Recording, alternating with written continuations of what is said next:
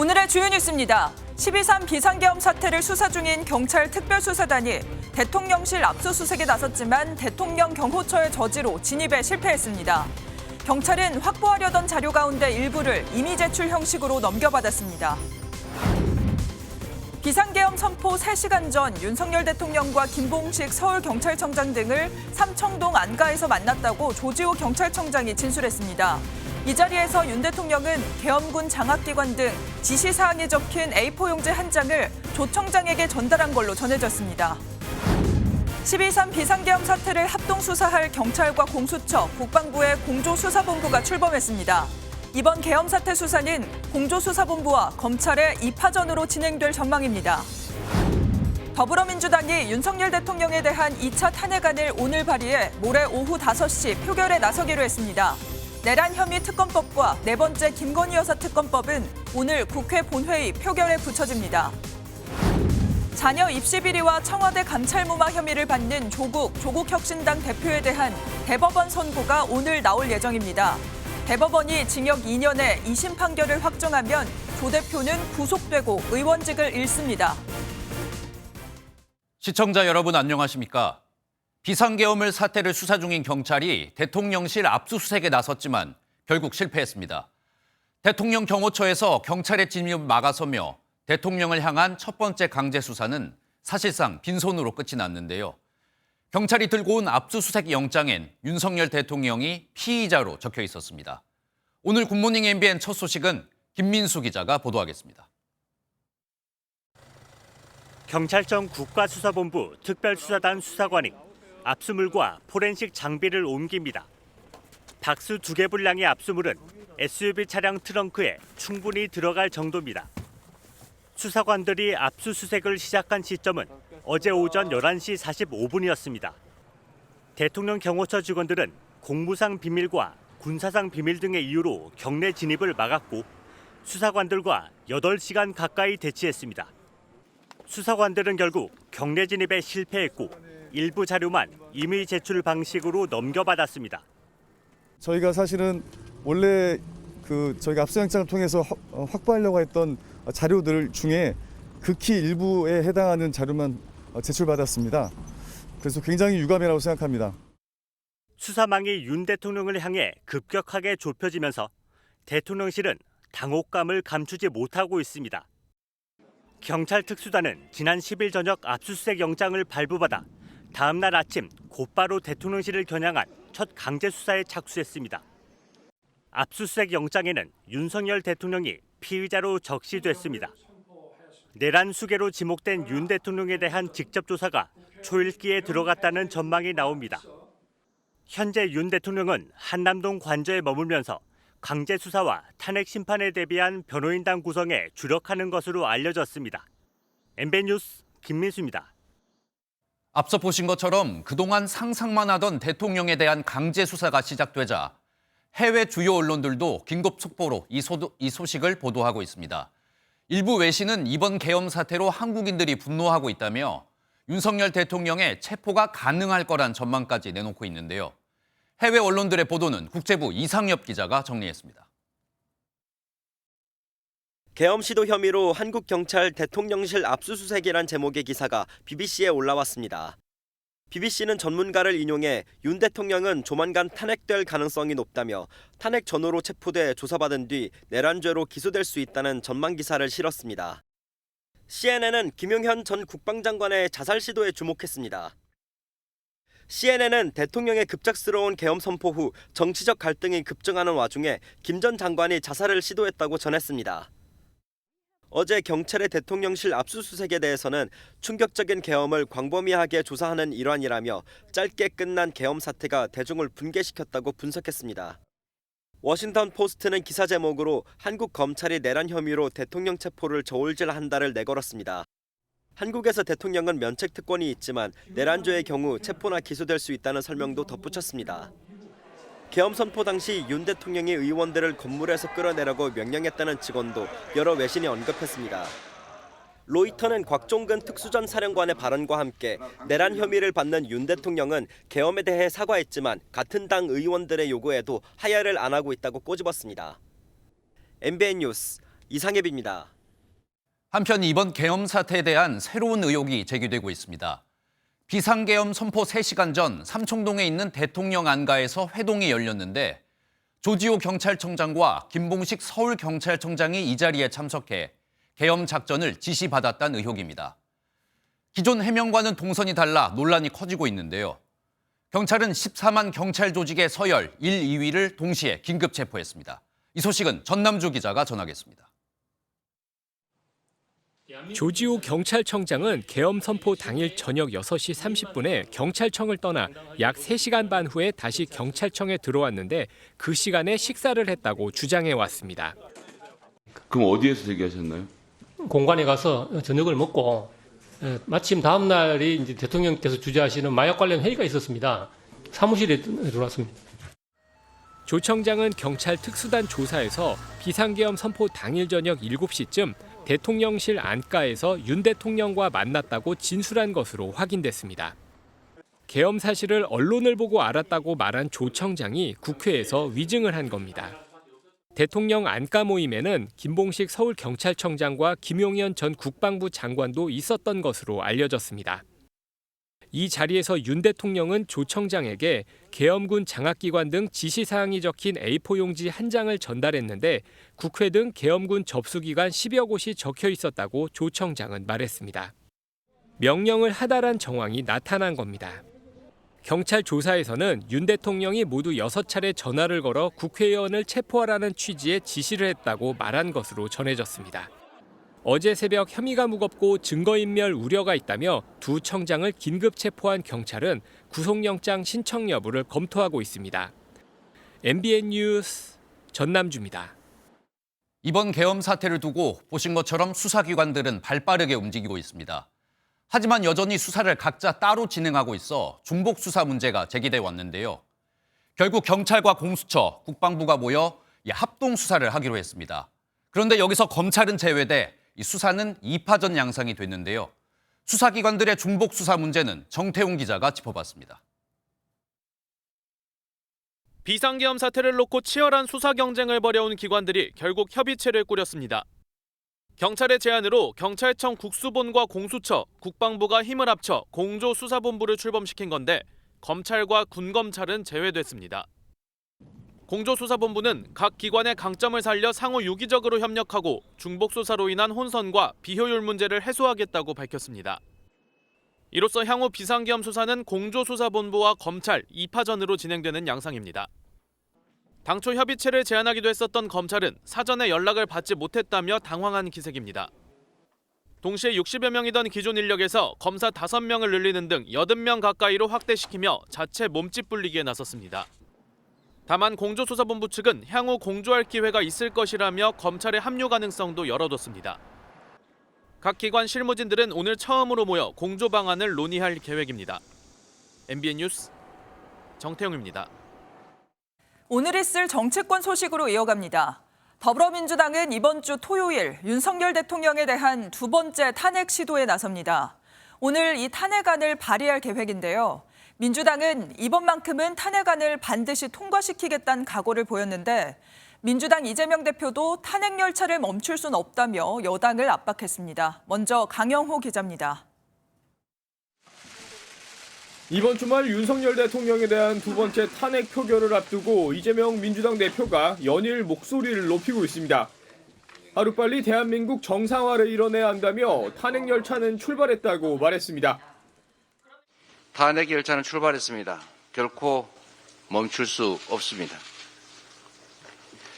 이번 토요일 국회가 국민의 간절한 염원을 반드시 이뤄낼 것입니다. 여당이랑에선 의원들의 소신을 보장해줘야 한다고 촉구하며 국민들이 지켜보고 있다고 경고의 메시지를 날렸습니다. 이번 주말 본회의 처리를 위한 국회 내 사전 작업도 진행 중입니다. 당초 두 번째 탄핵안을 어제 발의한다는 계획이었지만 하루가 다르게 추가되는 새로운 의혹 등을 최대한 담기 위해 시점을 하루 미뤘습니다. 곧이어 오늘 본회의에 이 탄핵안을 보고한 뒤 모레 오후 5시 표결에 붙인다는 계획입니다. 국민의힘 중진 의원들은 국회의원과 당직자 등의 안전을 이유로 탄핵소추안을 토요일이 아닌 다른 날로 상정해달라고 의원식 국회의장에게 요청하기도 했습니다. 탄핵 표결을 위한 행정 절차에 만전을 기하고 있는 민주당은 1차 표결보다 더 많은 이탈표가 예상되는 여당을 상대로 한 설득 작업을 이어가고 있습니다. MBN 뉴스 강영우입니다. 한편 국회에선 비상계엄 사태를 수사할 일반 내란 특검법이 법사위를 통과했습니다. 그리고 네 번째로 발의된 김건희 여사 특검법도 야당의 주도로 함께 처리됐습니다. 만약 오늘 국회 본회의에서 이 특검법들이 모두 통과된다면 대통령과 영부인을 겨냥한 사상 초유의 3중 특검이 가동될 수 있습니다. 이 내용은 장가희 기자입니다. 김용현 전 국방부 장관이 구속된 이후 윤석열 대통령의 체포를 촉구하는 야권의 목소리가 커지고 있습니다. 명백한 내란입니다. 명백한 헌법 유린입니다. 긴급 체포하고 당장 구속해야 합니다. 법사위에서 오동훈 공수처장은 윤 대통령 강제 수사를 촉구하는 야당 질문에 체포 가능성도 시사했습니다. 긴급 체포 또는 체포영장에 의한 체포를 시도하도록 하겠습니다. 대통령을 겨냥한 특검도 줄 통과됐습니다.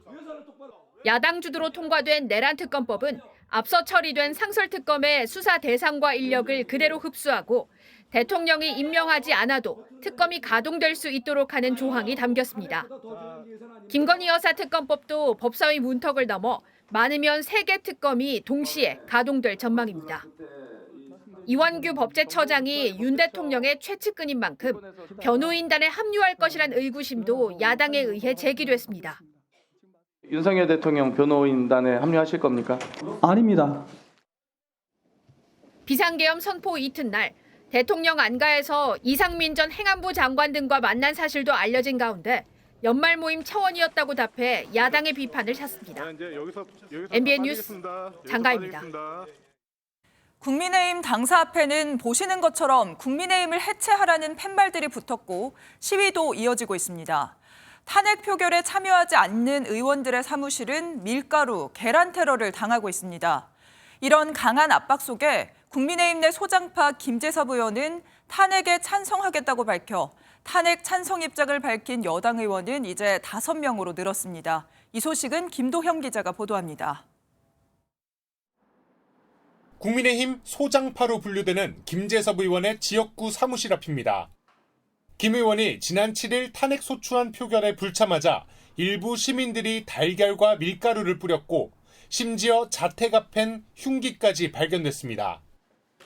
김 의원은 기자회견을 열어 윤석열 대통령의 탄핵을 찬성한다고 입장을 밝혔습니다. 저는 윤석열 대통령을 탄핵하고자 합니다. 국민의힘이 당론으로 탄핵에 찬성해 줄 것을 촉구합니다. 죽는 길이 곧 사는 길입니다. 안철수, 김예지, 김상욱, 조경태 의원에 이어 5번째 공개 선언입니다. 찬반 여부를 떠나 다음번 표결엔 참석하겠다고 밝힌 의원들도 잇따르고 있습니다. 주로 수도권 기반이거나 친한계 비례대표 의원들이 대다수입니다. 서울 송파구를 지역구로 둔 배현진, 박정훈 의원도 다음 탄핵소추안 표결엔 참석하겠다는 계획입니다. 친한계 진종호 최고위원은 탄핵안 표결에 참여해야 한다고 밝혔습니다. 모두에게 안정화된 상황을 만들어드리는 게 우리에게 맞는 일이라고 생각합니다. 이 밖에 비례대표 김소희, 유용원 의원 등도 찬반은 고민 중이지만 표결은 참석하겠다는 입장입니다. 표결에 나선 의원이 3명에 불과했던 1차 때와 달리 오는 14일 있을 탄핵소추안 표결엔 필요한 의결 정족수 200명을 넘길 것으로 전망됩니다. MBN 뉴스 김도형입니다. 오늘 하루 주요한 일정을 소개해드리는 굿모닝 오늘입니다. 어떤 일정이 있는지 함께 살펴보겠습니다. 박성재 법무부 장관과 조지호 경찰청장 탄핵안이 오늘 국회 본회의에서 표결에 붙여집니다. 앞서 더불어민주당은 12.3 비상계엄 사태에 대한 책임을 묻겠다며 박 장관과 조 청장에 대해 탄핵소추안을 발의했습니다. 조국 혁신당 대표의 자녀 입시 비리와 청와대 감찰무마 혐의에 대한 대법원 선고가 기소 5년 만인 오늘 나옵니다. 대법원이 징역 2년의 2심 판결을 확정하면 조 대표는 구속되고 의원직을 잃게 되며 다음 대선 출마도 사실상 불가능합니다. 함께 근무하던 여성 공무원을 살해한 뒤 시신을 훼손해 유기한 혐의를 받는 양광준에 대한 1심 첫 공판이 열립니다. 춘천지방법원은 오늘 오전 살인과 사체 손괴, 사체 은닉 혐의로 구속 기소된 양광준에 대한 첫 공판을 진행합니다. 지금까지 굿모닝 오늘이었습니다. 어제 저희 굿모닝 MBN이 한강 작가의 노벨문학상 수상 소식을 가장 먼저 전해드렸는데요. 시상식이 끝난 뒤 한강 작가는 우리나라 언론들만 따로 만나서 수상 소감을 전했다고 합니다. 한 작가는 글을 쓰고 읽는 과정이 희망의 증거라면서 언어에 대한 믿음을 강조하기도 했는데요. 어떤 모습이었는지 박혜빈 기자가 전하겠습니다. 한국인 최초이자 아시아 여성 최초로 노벨문학상을 받은 한강 작가. 기자회견부터 시상식까지 약 일주일간의 숨가쁜 일정을 마친 뒤 한국 언론 대상으로도 기자간담회를 가졌습니다. 본격적인 질의응답에 앞서 한 작가는 시상식과 연회에 참석한 소감을 밝혔습니다. 준비한 것들을 잘 느끼려고 했던 것 같아요. 그래서 이 행사를 위해서 아주 오랫동안 준비한다고 들었어요. 예를 들어 꽃은 이탈리아의 어떤 특정한 도시에서 주문을 해서 어두운 역사나 폭력이 반복될 때 어떻게 무력감을 이기는지 묻는 질문이 나오자 한 작가는 언어에 대한 믿음 또 글을 쓰는 일에 희망을 강조했습니다. 이 언어가 연결될 것이라는 믿음이 없다면 한 줄도 쓰지 못할 것 같아요. 이렇게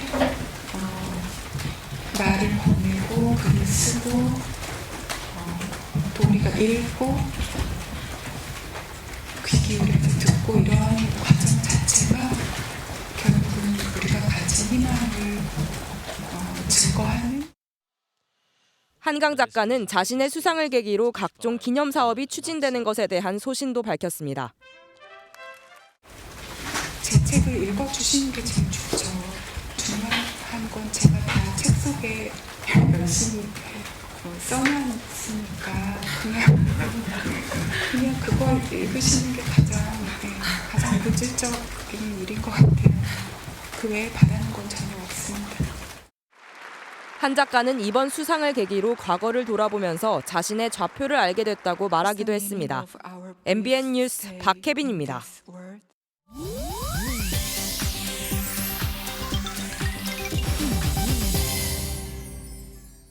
인터넷에선 어떤 소식들이 화제일까요? 인터넷 와글와글입니다. 12.3 비상계엄 사태 직후 영화 서울의 봄을 IPTV로 본 시청자가 1000% 이상 급증했습니다. 어제 영화진흥위원회 통합전산망에 따르면 서울의 봄은 지난 4일 하루 동안 IPTV에서 총 1150건의 시청수를 기록했는데 이건 97건을 기록한 지난 3일과 비교해 1085% 증가한 수치입니다. 일간 박스오피스 순위 역시 3일 23위에서 4일에는 3위로 급등했습니다. 개봉 1년이 넘은 작품이 박스오피스 최상위권으로 다시 진입한 건 이례적인 일인데요. SNS에선 이번 비상계엄 사태가 12.12 군사반란을 다룬 서울의 봄을 떠올리게 한다는 의견이 이어지기도 했다네요. 12.3 비상계엄 사태 이후 대통령 관련 기념품들의 거래 가격이 내려가고 있는 걸로 알려졌습니다. 업계에 따르면 최근 한 온라인 중고거래 플랫폼에서 윤 대통령 기념시계 클래식 모델이 8만 원에 푸른색 스포츠 모델 한 점이 6만 원대에 거래됐는데요. 윤 대통령의 취임 초기 20만 원대였던 가격이 계엄 사태 이후로는 전직 대통령들의 시계보다도 낮게 형성돼 있는 걸로 알려졌습니다. 한편 중고거래 시장에선 시계 외에도 전통주, 육포 등 대통령 명절 선물 세트도 인기가 많았지만 내년 설에는 발매 자체가 불확실한 상황으로 전망되고 있습니다. 그런가 하면 어제 용산 대통령실 앞에는 윤석열 대통령을 응원하는 화환들이 등장해 누리꾼들의 눈길을 끌었습니다. 대통령실 담장 외벽에 줄지어 세워진 화환에는 대통령님 힘내세요, 계엄령은 대통령의 고유 권한이다 등의 응원 문구가 적혀 있는 걸로 알려졌습니다. 비상계엄 사태 이후 대통령실 앞에 화환이 놓인 건 이번이 처음으로 이번 14일 탄핵소추안 재표결을 앞두고 윤 대통령을 지지하는 사람들이 보낸 걸로 추정됩니다. 한편 대구와 부산 등의 국민의힘 당사 앞에는 야당과 진보단체 등이 근조화환을 보내고 장례식 퍼포먼스를 열어 이번 주말로 예정된 두 번째 대통령 탄핵안에 찬성을 촉구하기도 했습니다. 인터넷 와글와글이었습니다. 비상계엄 소식으로 다시 이어가겠습니다. 한덕수 국무총리가 계엄 선포 직전에 열린 국무회의에 대해 입을 열었습니다.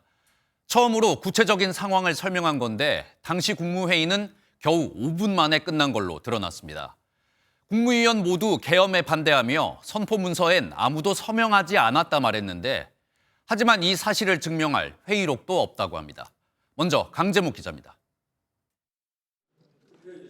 한덕수 국무총리가 지난 3일 비상계엄이 선포되기 직전 열린 국무회의에 흠결이 있었다고 인정했습니다. 공식적인 회의를 하는 것처럼 이렇게 진행된 것은 아닙니다. 그래서 제가 여러 번 그 절차적, 실체적 좀 흠결이 있었다 그런 말씀을 드립니다. 개의 선언도 없었고 비상계엄 선포 관련 문서에 국무총리는 물론 국무위원 모두 부서하지 않은 것으로 확인됐습니다. 총리와 국무위원회 부서 안 하셨다고 지금 하셨습니다. 네, 안 했습니다. 분명히 없을 겁니다. 헌법 제82조에 따르면 대통령의 국법상 행위는 문서로 하고 해당 문서에는 국무총리와 관계 국무위원이 부서한다고 돼 있는데 이를 지키지 않은 것입니다. 한 총리는 회의에서 국무위원 모두 계엄에 반대했다고 주장했습니다. 제가 국무위원들을 모으자고 했습니다. 같이 이 문제에 대해서 반대하고 또 이것이 초래할 일들에 대해서 대통령님을 설득하고자 했던 것입니다. 하지만 윤석열 대통령이 격앙된 상태로 대통령으로서 내 판단이라며 회의장을 나가 회의는 불과 5분 만에 종료됐습니다. 이와 관련해 행정안전부는 국무회의 자료를 대통령 비서실에 요청했지만 발언 유지가 있는 회의록은 없는 것으로 파악했다고 밝혔습니다. MBN 뉴스 강재묵입니다.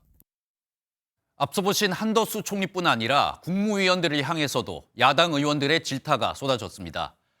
한덕수 총리가 대신 고개를 숙였지만 결국 모든 국무위원들이 일어나 사과를 해야 했는데요. 국민의힘에서 계엄을 두둔하는 듯한 발언이 나오자 야당 의원들은 고성과 함께 전두환을 외치기도 했습니다. 이어서 백길종 기자입니다. 야당은 현안 질의 시작부터 내란 사태에 대해 사과하라며 국무위원들을 강하게 몰아붙였습니다. 국무위원들에게 일어나서 사죄하라고 지금 이야기하십시오. 제가 다시 한번 국무위원을 대표해서 사죄 인사드리겠습니다. 대한민국이 위기였습니다. 지금 국무위원들도 모두 자리에서 일어나서 국민 앞에 사죄드리세요. 계엄 사태 이후 부적절한 행적에 대해서도 질책이 이어졌습니다. 모든 국민들은 바깥에서 격분해서 지금 계엄 반대 투쟁을 하고 있는데 국무위원 몇 명이 안가에 모여서 안락하게 밥자리하고 있었습니까? 비상계엄은 고도의 정치 행위라며 사실상 계엄을 두둔하는 취지의 국민의힘 주장이 나오자 아수라장이 되기도 했습니다. 정치적인 판단하고 법률적인 판단은 다르다는 겁니다. 그래서 법무부가 법률적인 판단을 검토한 것을 제게 보내주십시오. 사과를 거듭하던 한 총리는 책임 총리제로 한동훈 국민의힘 대표와 권력을 나눠 가지려 한 것 아니냐는 지적에 적극 반박했습니다. 당정 간의 협의를 강화하자는 것이지 두 사람이 어떻게 해서 헌법과 법률을 위반하는 권력을 나눈다는 그런 말씀을 하시는 줄 수정해 주십시오. 한덕수 국무총리의 머리를 수정해야 돼요. 대통령 유고 시 권한을 차례로 이어받게 되는 한 총리와 최상목 경제부총리는 권한대행의 꿈을 꾸냐는 질의에도 극구 부인했습니다. MBN 뉴스 백길종입니다. 지금부터는 저희 MBN이 단독 입수한 특전사 문건 보도로 이어가겠습니다. 이번 비상계엄이 도대체 언제부터 준비됐는지 지금까지 여러 소문과 의혹만 난무했는데요. 저희 MBN이 단서가 될 수 있는 특전사의 내부 문건을 확보했습니다. 특전사령부가 지난 10월 말부터 11월에 예정된 대규모 훈련을 취소하라는 정말 이례적인 명령을 내렸다고 하는데요. 비상 상황이 생길 거란 사실을 미리 알고 훈련을 취소시켰다는 의혹이 제기되고 있습니다. 먼저 선한빛 기자가 보도합니다. 지난 10월 30일 특전사령부 전 예하부대로 내려간 명령문입니다. 특전사령부 단편명령 24-33호. 제목은 팀 전투력 완성을 위한 부대 훈련 강화 지시입니다. 1번 상황 변동은 없음. 2번 전평시 임무 능력 강화라고 돼 있습니다. 그런데 3번 실시에 언급된 내용은 좀 다릅니다. 제목은 훈련 강화인데 훈련을 끝내라는 표현이 나옵니다. 사령관 의도라면서 대대급 야외 훈련을 11월 8일부로 모두 종료하라는 명령이 담겼습니다. 특전사의 한 개 대대는 150에서 200명 규모입니다. 즉 대규모 훈련을 모두 취소시키라는 뜻입니다. 통상 특전사의 대대급 훈련은 훈련 기간만 한 달 이상 이어지고 1, 2년에 한 차례 정도만 시행되는 큰 훈련입니다. 해당 명령문은 곽종근 특전사령관 명의로 특전사 예하 전 부대에 하달됐습니다. 장성 출신의 한 퇴역 군인은 대규모 훈련 취소는 이례적인 일이라며 국가적 비상 상황이 일어날 걸 미리 알았을 가능성이 있어 보인다고 말했습니다. MBN 뉴스 선한빛입니다. 앞서 보신 특전사령부의 수상한 명령 후 특전사의 대규모 훈련들이 실제로 줄줄이 취소됐습니다. 2주 넘게 준비한 대규모 훈련들이 훈련 시작을 눈앞에 두는 상황에서 갑자기 취소된 건데요. 군 내부에서도 취소 명령에 혼란스러웠다는 이야기가 나오고 있는데 결국 11월부터 비상계엄을 미리 준비한 건 아닌지 의심이 드는 부분입니다. 이어서 이혁재 기자가 단독 보도합니다. 지난 3일 비상계엄이 선포된 뒤 특전사 예하 병력이 투입됐습니다. 1공수여단은 국회로 진입해 국회 봉쇄를 시도했고 3공수여단은 성관위로 이동해 청사시설을 확보했습니다. 7공수여단과 13여단은 출동을 준비하며 병력 대기 상태였던 것으로 드러났습니다. 이 4개 여단에선 11월과 12월 대대급 훈련 계획이 잡혀 있었는데 10월 30일에 갑자기 취소됐습니다. 당시 특정사령관 명의로 내려온 명령문에는 11월 8일 이후 훈련을 취소하라는 명령만 있지 그 이유는 명시돼 있지 않았습니다.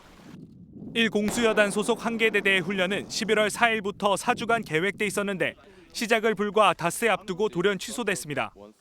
군의 한 핵심 관계자는 훈련 준비에만 2주가 걸리는 대규모 훈련이었다면서 명확한 이유 설명 없이 취소시켜서 혼란스러웠다고 전했습니다. 훈련을 취소시킨 곽종근 사령관은 국회에서 비상계엄 선포 이틀 전에서야 비상계엄 관련 지시를 알았다고 증언했습니다. MBN 뉴스 이혁재입니다. 한편 이번 비상계엄 상황에서 주요 수뇌부는 비화폰을 사용해 중요한 연락을 주고받았습니다. 비화폰은 도청과 감청을 막을 수 있도록 보안 기능이 적용된 전화기인데요. 이번 사태의 진실을 밝힐 수 있는 핵심 증거로 볼 수 있는데 정작 수사기관 압수수색 목록에선 빠졌다고 합니다. 먼저 이승민 기자가 전하겠습니다. 계엄 당시 중요 상황마다 비화폰이 등장합니다.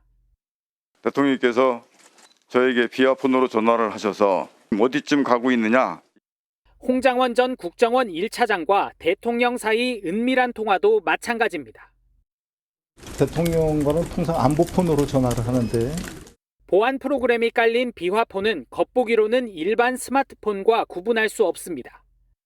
과거엔 2세대의 이동통신망을 주로 썼지만 2020년부터는 갤럭시 S20 기반 단말기가 보급됐습니다. 별도 앱을 통해 비밀 전화가 가능하고 전용 메신저로 안전하게 자료를 주고받을 수 있습니다. 인터넷, 와이파이, 테더링, USB 기능은 차단됩니다.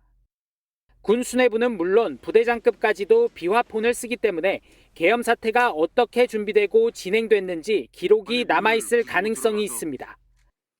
하지만 지난 8일 경찰은 김용현 전 국방장관 집무실과 자택을 압수수색하면서 비화폰은 빼먹은 것으로 드러났습니다. 경찰이 왔을 때는 압수수색 목록이 없었습니다. 경찰은 뒤늦게 김 전 장관의 비화폰을 확보하기 위한 압수수색에 나섰지만 단말기의 경우 초기화하면 확보할 수 있는 기록이 거의 없을 것이란 지적이 나옵니다. MBN 뉴스 이승민입니다. 보신 것처럼 경찰은 비상계엄 사태의 비밀을 풀어줄 김용현 전 국방부 장관의 비화폰을 놓쳐버렸죠. 하지만 이 비화폰의 핵심은 단말기가 아닌 사용 기록이 남아있는 서버라고 합니다. 이 비화폰 서버에는 누가 언제 어디서 누구와 얼마나 통화를 했는지 구체적인 기록들이 남아있을 걸로 추정되는데요. 저희 MBN 취재 결과 이 서버는 현재 수도방위 사령부 안에 있는 걸로 확인됐습니다. 권용범 기자가 단독 취재했습니다. 야당은 비상계엄 상황에서 김용현 전 국방부 장관 등 계엄군 수뇌부가 사용한 비화폰 서버를 확보해야 한다고 요구했습니다. 서버 압색할 생각이 있습니까? 예, 저희가 주도해서 적법 절차에 따라서 보안폰하고 서버에 대해서 점거 보존 조치할 수 있도록 그렇게 하겠습니다. MBN 취재 결과 김 전 장관의 비화폰 서버는 남태령에 위치한 수도방위 사령부 내부에 있는 걸로 확인됐습니다. 군 관계자는 MBN에 경찰의 비화폰 압수수색 영장 재신청 결과를 지켜보고 있는 상황이라고 전했습니다. 영장이 발부된다면 장소가 군부대인 만큼 국방부 조사본부가 경찰과 동행해 서버를 확인할 예정입니다. 만약 영장이 발부되지 않는다면 국방부 조사본부가 정식으로 영장을 신청해 직접 데이터 확보에 나설 가능성도 있습니다. 또 다른 군 수사당국 관계자는 압수수색이 이뤄지면 체증 장비로 통화 내역 등 데이터 확보가 가능하다고 설명했습니다. 비화폰 서버에 담긴 김 전 장관의 구체적인 통화 내역이 이번 비상계엄 사태의 실체를 밝힐 중요한 단서가 될 전망입니다. MBN 뉴스 권용범입니다. 그런데 비상계엄 사태의 핵심 인물인 김용현 전 국방부 장관이 자살을 시도하는 충격적인 일이 벌어졌습니다. 김용현 전 장관의 자살 시도는 구치소 직원이 달려가 막았다고 하는데요. 그러자 야당은 검찰이 이번 사태의 모든 책임을 김용현 전 장관에게 몰아가려고 해서 이런 일이 벌어진 거 아니냐며 의혹을 제기했습니다. 이 소식은 강세현 기자입니다. 김용현 전 국방부 장관이 그제 서울 동부구치소에서 자살을 시도했습니다. 오후 11시 52분쯤 구속심사 결과를 기다리며 대기하는 방에서 벌어진 일이었는데 구치소 직원이 곧바로 달려가 막았습니다. 통제실에서 근무자가 발견하고 바로 출동을 해서 도착을 하고 문을 여니까 바로 시도를 포기하고 나온 사례가 있었습니다. 법무부는 진료 결과 김 전 장관의 건강은 이상이 없다며 현재 정상적으로 수용 생활을 하고 있다고 밝혔습니다. 김 전 장관의 소식이 알려지자 야당은 꼬리를 자르는 게 아니냐는 의혹을 제기했습니다. 계엄 사태의 책임을 김 전 장관에게 뒤집어 씌우려 하자 이어진 행동이었다는 겁니다. 혹시 검찰에서 내란 수괴를 윤석열 씨가 아니라 김용현 전 국방장관으로 몰아갔기 때문에 본인이 억울해서 박성재 법무부 장관은 과도한 추측이라고 선을 그었습니다. 저는 그렇게 생각하지 않습니다. 여러 가지 사정이 있었을 건데 제가 알 수는 없는. 김 전 장관 측은 이 사건과 관련해 입장을 내지 않은 가운데 검찰은 김 전 장관을 어제 오후에 불러 조사를 이어갔습니다. MBN 뉴스 강세현입니다. 한편 검찰은 계엄군 수사에 집중하는 모습입니다. 방첩사령부에 이어서 육군 특수전사령부를 압수수색했는데요. 잇따라 군부대를 압수수색하고 검사와 수사관을 추가로 파견하면서 수사의 속도를 내고 있습니다. 노아린 기자의 보도입니다. 검찰은 어제 경기 이천에 있는 육군 특수전사령부와 곽종근 사령관 자택을 압수수색했습니다. 특전사는 비상계엄 당시 국회에 707 특임단을 진입시킨 부대입니다. 곽 사령관은 윤석열 대통령에게 직접 전화를 받았으며 계엄과 관련한 내용을 알고 있었다고 말했습니다. 의결 정족수가 아직 다 안 채워진 것 같다. 빨리 문을 부수고 들어가서 안에 있는 인원들을 끄집어내라 라고 말씀을. 검찰은 조만간 곽 사령관을 피의자 신분으로 불러 윤 대통령과 김용현 전 국방장관의 구체적인 지시사항 등을 확인할 전망입니다. 검찰은 정치인 체포를 시도하고 포고령 작성에도 관여했다는 의혹을 받는 방첩사령부에 대해서도 사흘 연속 압수수색을 진행했습니다. 대검찰청은 오늘부터 특수본에 검사와 수사관 15명을 추가 지원하겠다고 밝히며 수사에 속도를 내는 모습입니다. 공수처 비상계엄 수사팀도 처음으로 주요 인물을 불러 조사했습니다. 공수처는 어제 참고인 신분인 홍장원 전 국정원 1차장을 만나 국회에 출석해 발언한 내용이 사실인지 조사한 것으로 알려졌습니다. 앞서 홍 전 차장은 계엄 선포 직후 윤 대통령에게 방첩사령부를 지원하라는 지시를 받았고 여인영 방첩사령관에게 주요 정치인에 대한 체포 명단을 들었다고 폭로한 바 있습니다. 홍 차장은 공수처 조사를 받은 뒤 검찰에도 참고인 신분으로 출석해 조사를 받았습니다. MBN 뉴스 노하린입니다. 정치권에선 우원식 국회의장이 비상계엄 사태에 대한 국회 차원의 국정조사를 제안했습니다. 이미 수사기관들이 수사를 진행하고 있지만 국민적 관심이 높은 만큼 국회에서도 공개적인 조사를 해야 한다는 입장인데요. 우원식 국회의장은 국민의힘의 답변을 촉구하며 정부와 여당을 압박했습니다. 보도에 표선우 기자입니다. 어제 오전 우원식 국회의장이 예정에 없던 기자회견을 열고 12.3 비상계엄 사태와 관련해 국정조사를 제안했습니다. 이 사안에 대한 국정조사는 국회의 책무라는 것이 국회의장의 판단입니다. 국회는 이번 계엄의 표적기관이자 직접적인 피해기관입니다. 이미 검경과 공수처 수사까지 진행되고 있지만 우 의장은 수사는 조용하게 진행돼 공개적인 장소에서의 조사가 필요하다고 강조했습니다. 국민들의 의혹을 하나하나 풀어가려면 공개적인 장소인 국회에서 진상을 규명해가는 작업이 전 반드시 필요하다고 생각합니다. 우 의장은 상식적으로 납득하기 어려운 비상계엄이라며 대통령의 공개 증언이 필요하다고도 말했습니다.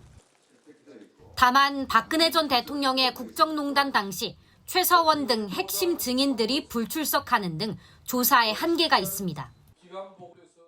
국정조사도 동행명령이 가능하잖아요. 따르지 않으면 고발 조치도. 거기까지 나가지 맙시다.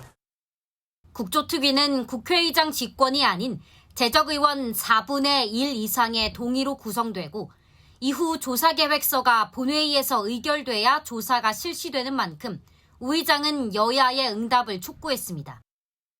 민주당에선 역사의 기록에 남기기 위해서라도 적극 추진하자는 화답이 나온 반면 국민의힘에서는 특검이 쏟아지는 상황에서 무슨 의미가 있는지 모르겠다는 반응이 나왔습니다.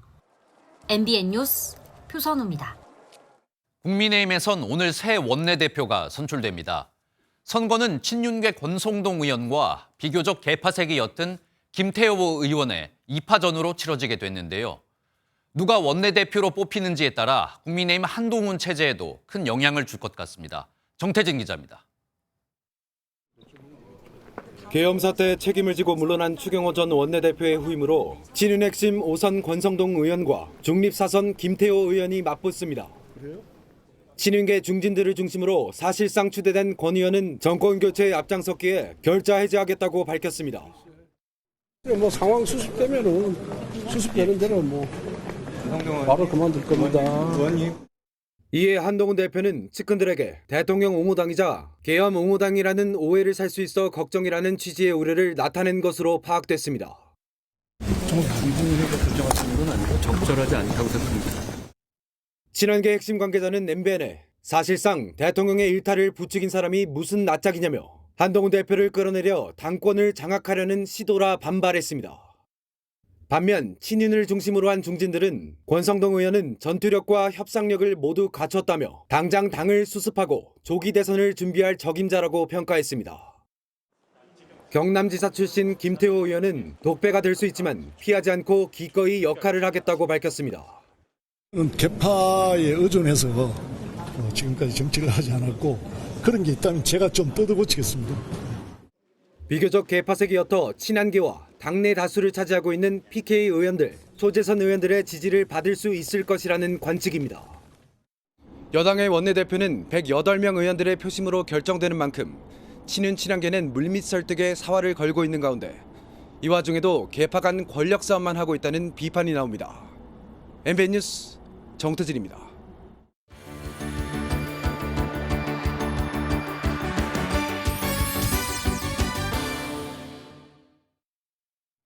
굿모닝 월드입니다.